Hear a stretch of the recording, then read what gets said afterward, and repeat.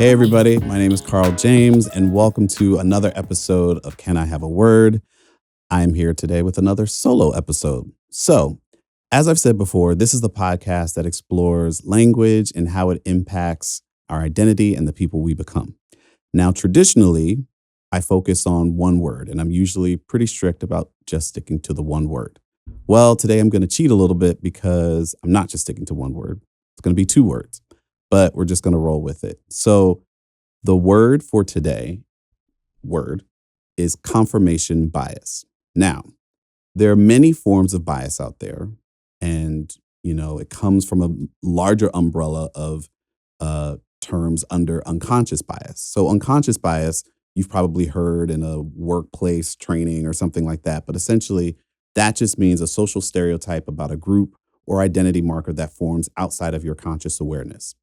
Confirmation bias is really just a subset of that. So, confirmation bias is really the tendency to seek out and prefer information that supports our beliefs.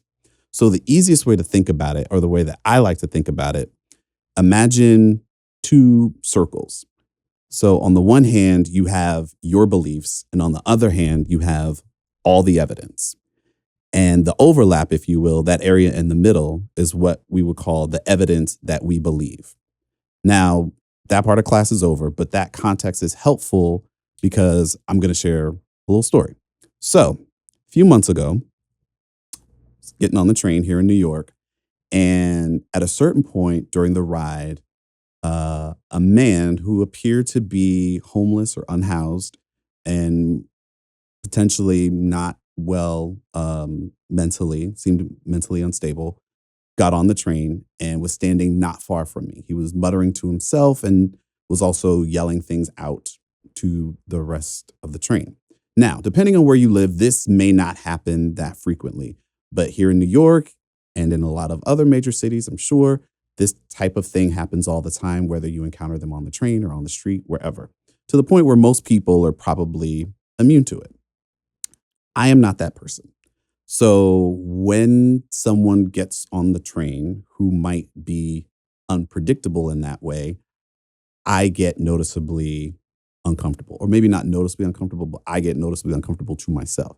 Now, again, to clarify, the issue isn't whether or not this person is homeless or unhoused.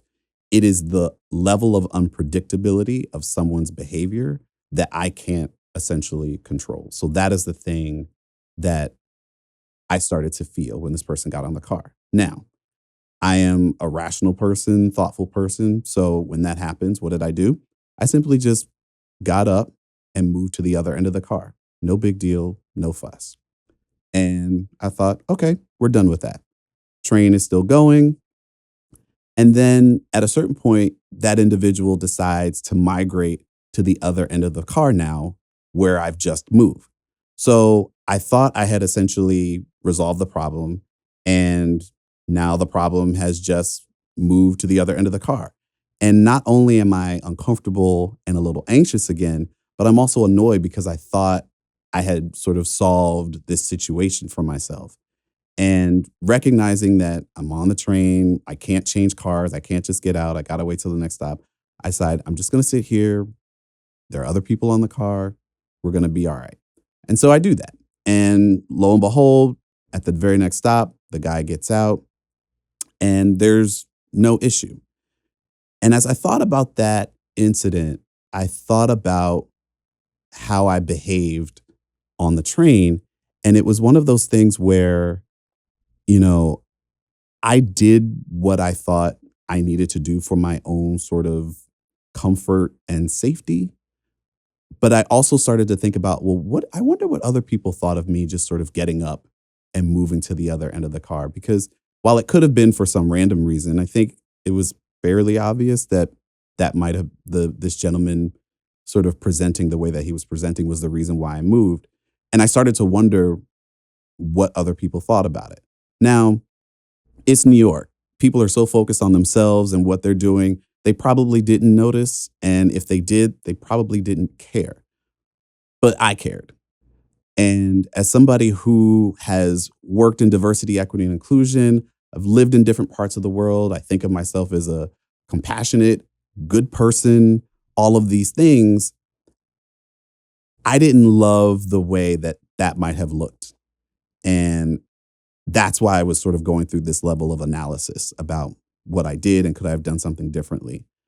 Um, and so I think a lot of people are probably wondering, well, what was the big deal anyway? Like, yeah, he may have gotten on the train, but he didn't approach me. He didn't try to do anything to me necessarily. So why was I making such a big deal about it?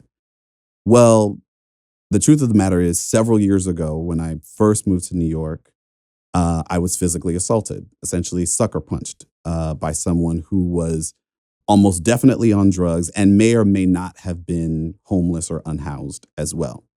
And even though this happened many, many years ago, I can remember that incident and the aftermath like it was yesterday.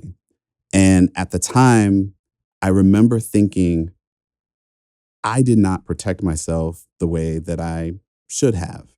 And I vowed that I would do a better job of making sure to the extent possible that I would avoid situations where I could be potentially harmed. Now, as somebody who was sucker punched, it's kind of like, well, what more could I have done?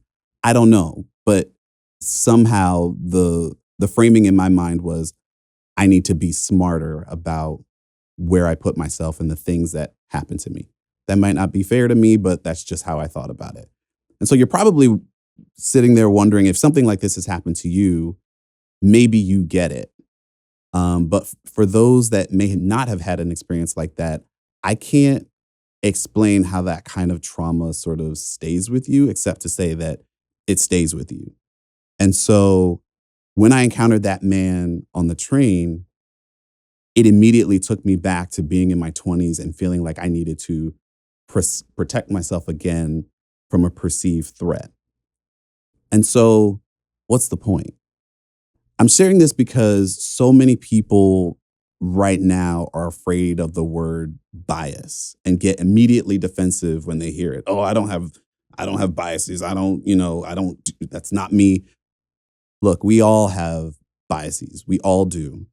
And you don't have to look very hard to find the evidence you want to confirm your bias. I already had the evidence that I needed because of having been assaulted by someone with a similar profile. So I share that story and I share all of that to say, I just think it's really important that we think about our own biases and where they might come from.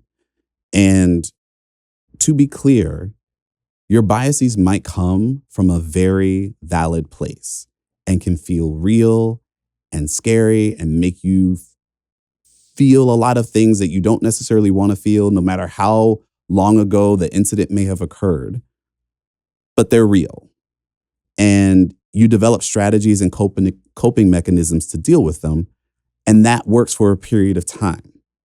But I'm willing to bet that in a lot of cases, you could be holding on to a lot of ways of dealing with things that maybe served you well then, but don't serve you as well now. And therefore, it might make you act in ways that you don't necessarily want to, or say things that you probably shouldn't, or even intend to, because you're holding on to these old strategies of dealing with things. So I guess my takeaway for today, very simply, is to just think about what you might be holding on to that maybe doesn't serve you anymore. Look, I can't change the things that have happened to me. None of us can. And so some of those things sit in a very sort of real place for us and probably will as long as we're alive on this earth. And that is what it is. And I've, done my own therapy and work to sort of process those things and put them in a particular place. That said, you're going to encounter people in other scenarios that might trigger some of those things.